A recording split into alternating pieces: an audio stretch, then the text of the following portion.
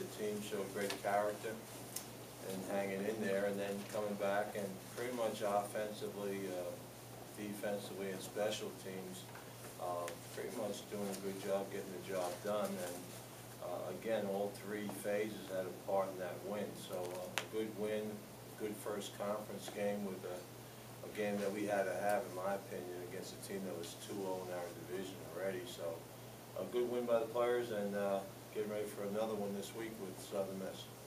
With that, I'll open up to any questions. George, no one's ever really talked about this game with Southern Miss as like a rivalry game, so to speak, but given UCF's record against this team. Yeah, I mean, we're 1-6, and you know, a couple of the games are 2 points. A couple of them last year we went for the win in the last play of the game with a 2-pointer there and didn't get it. But you know, I think you throw the records out the door with this game. You know, I think Southern Miss is. I think Ellis Johnson has done a good job with the squad he has. He has some young quarterbacks, all first-time players that he's trying to find the right mix there. And but a lot of the names I see and the players I see on the field are a lot of the same ones back from last year. And our players, I have a great respect for Southern Miss and how they play the game. I think they're a contact football team, which, you know, I think we've always had great rivalry and great respect for each other from that sense. And I anticipate, even though they haven't won a game, I expect, you know, anticipate a well of a ball game Saturday night. But there's no love lost between these two schools. I mean, is this a game you want to win more than any other game on a schedule? No, I want to win them all. But I mean, a team that you want to beat more than any other team. No, I want to win. I want to beat everybody. But I think that it's a team that we haven't. You know, we played good football, but we haven't played good enough to win in some of the situations there. But I think it's come down to two or three of the games come down to last score or last stop as far as the game's concerned. But again, it's a team that you know, as I told our players, and they understand it. You throw records out the window, they don't even look at them, because I look at film, and what I see on film, they do a lot of things that can cause defense problems and can cause your offense problems. And I think they're well coached. I think where they've had problems is, and I think he's alluded to that, is the turnovers that the offense has gotten and put them in the defense in bad situations out there. But again, they got a couple of quarterbacks that are trying to see which one to go with, and number 8 and number 2. And they're both kids that can throw it, and they both can run it, and they put a lot of pressure on your front seven. They really do. So I anticipate a tough ball game. I really do. No matter what their record was every year, and they do the same with us. I think they have the same respect for us as far as contact speed and tough line scrimmage game. George, can you talk about just having Latavius back in the lineup full go now, what that brings for the offense and how important he is? Well, I think Latavius, you know, again, he was a starting back in the first game when he only had 8 carries and had 100-some yards, 108 yards, I think. And you know, I think that both are going to play an awful lot of football Saturday, and I think those two have separated themselves from the 3rd and 4th guys. And again, Latavius, you know, not just run the ball. I think Latavius is a heck of a receiver also out in the flat and releasing upfield for things. And you know, I just think he's been around. He keeps his pads square.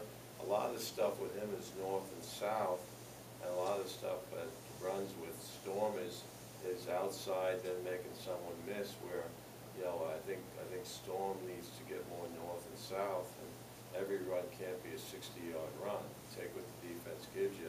I think Latavius knows that, and he's always running with his pads square, and so he has a little better vision that way, so he can make a break left or right. But you know, he's just from a standpoint of confidence and team confidence. I think having Latavius back, I think adds to just the confidence, security of the team.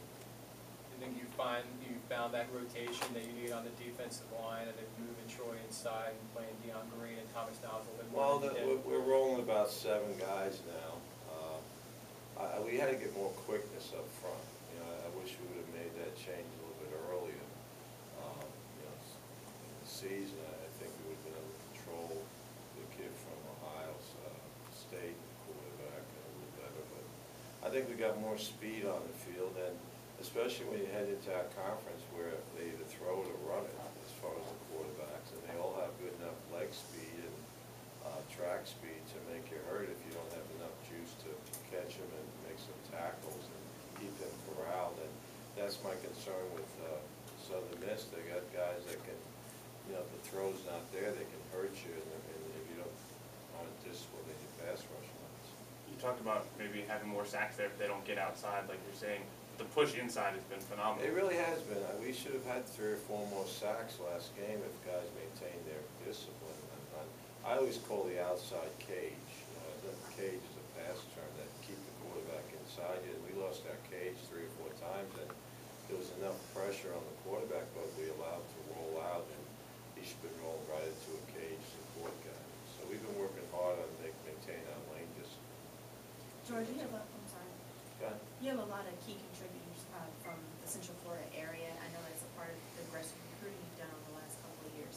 Do you hope that's something that Central Florida fans can really appreciate, having local kids and winning local kids? Well, I think I think the parents do in the high school that they're from does and stuff. And I think it's like everything else. I think if they make a name for themselves on the field, I think because of the media and TV, they hear where they're at, what high school they're from, those type of things. But we're always going to recruit Central Florida very hard. And if we're not on a player in Central Florida, either he wasn't interested in us or there's something missing academically, character-wise, that I think fell into our program that I want to look at. But I think for the most part, 8 kids that have been looked at, as far as we're concerned, we went to every high school and we basically get involved with a bunch of players. Now we have 12 scholarships out, and I think we got about 35, 40 names for 8.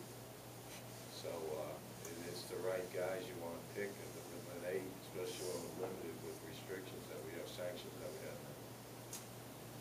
On that note, are you pretty happy with where you're at recruiting wise? Yeah, I think the next 8 make a difference in your recruiting class. I think it's either time to park or to drive it with some of these kids, and we have a pecking order, but I've instructed the coaches to we need to have some answers. We can't keep waiting around because every position I try to help out, but I'm not going to let some good players go that are at another position wait. I think you want to get your class solidified as soon as you can. And I think they've had enough time. They've been here, they've been elsewhere, and make a decision. Yeah, the recruiting year it's changed. It's a year, but we're a year behind now on the calendar. Kids are committing verbally a year ahead of time, like during the summer. We need to go back to an early signing period. We really do. You talk about budgetary items, it would save you probably a couple of $1,000 a kid. Because at the time you have to still recruit the kid even though he's verbal. But that's something we need to go back to, I think. And otherwise we get like basketball, and that's not what you want to be like. I know they talked about doing that in years past. What's the argument against that? Because I don't see many cons. Well, the argument, it was a 12-0 vote in our conference, Conference USA, but the commissioners voted down saying we're not giving the athletes enough chance to visit the colleges. But, they have all summer. And last year, I think in January, 1,100 athletes had verbal already. 1,100. All right? And you're always looking for ways to save on your budget. All right? We're still recruiting kids, even though they're verbal, like they haven't. All right? So, we had an early signing period, it worked out well. And kids have a chance with in-season recruiting, making their official visits in season to get to where they got to get. Plus, they know within 3 schools where they want to go. They're just taking sightseeing tours on the other 2 if they take the 5 visits. They really are. That's all it is. Going back to the defensive line a little bit, can you break it down what you think has been so successful with the new rotation and why it's provided more of a push, more of a pass rush? Well, I think foot speed. I think pass rush is foot speed and the ability to get off blocks. I think that's what they've done. I thought earlier we were too much down the middle of players. Now we're working more the edges and being able to redirect. I think, defensive football is about redirection skills. Nothing's ever straight line, it's always redirection. And I think we've worked extremely hard on those, but we get more players involved that can help us matchups as far as, it's like my checker's better than your checker as far as blocking is concerned. And you want to put speed with some guys that aren't as mobile as they should be, so you create mismatches. That's, I think, what's going on a little bit. And that's what you're looking for as a coach, you know, get some mismatches, not just at receiver and secondary, but up front also. Coach, what sort of atmosphere do you expect for the night game? I don't know. I mean, I really am concerned about what's on the field. I really don't get involved. I think the fans who do come, and great fans, I think that, you know, I have nothing but great praise for them. I eat at lunch with George. I'm thanking them all the time. And then we have others that they just need to probably grow up, get a little more mature about, you know, their school and what's going on. But we have enough, and each year, each game, I think it's growing. You know, it's either too hot, it's a night game, it's TV. You know, we can't control that. TV controls the times of the games and stuff. But I think the fans who come are allowed to get into it. I think the student body's been outstanding. Outstanding. I have nothing but great praise for them. And the fans who do come, they're very supportive. You know, they are what they are. They're very supportive. The others got, you know, basically, you know, fine. You know, we're still young in a lot of traditions. That's one thing I look at. And a lot of the people have other things they have to get done, but our fan base is what it is. And really, when you look at TV games and you're at games, you know, your fan base, when you look in the stands, your 40, 50, 60-year-olds, they're sitting in the stands before the game, they're there when the game's ended. We got a lot younger fan base in some areas that have other priorities, probably they need to, you know, they need to sit down and really understand what's going on game day. Coach Johnson at Southern Miss, do you have any connections with him? I know he was coaching at Mississippi State in that Liberty Bowl you guys played with. 5 years ago? Yeah. I know Ellis. You know, Tommy West is there as the defensive coordinator, who was at Memphis and was at UAB last year. So they have a good coaching staff, and when you watch I always watch schemes and what they're coaching, and you know, what's hurt them is what the coach has said. They've turned the ball over and kept short fields for the other team. They you know, one article, they had 100-some more yards on offense and something like 7 or 8 more first downs, and they still lose the game because of turnovers. So, you know, they have problems that they have to fix, and those are very fixable because they got pretty good skill players. They really do. Receiver core. Secondary's back intact except for one player, and the running backs I've been very impressed with. And you know, I think both quarterbacks are getting better and better each game.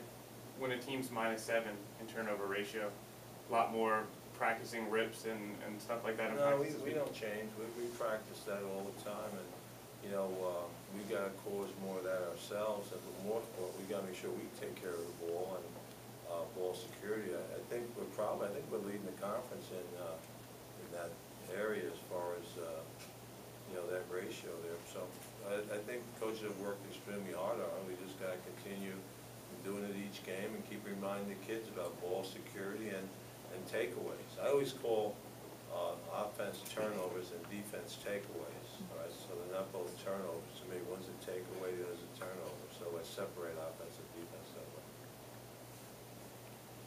Anything else for Coach? All right, thank you very much. Thank you, Coach. Thanks.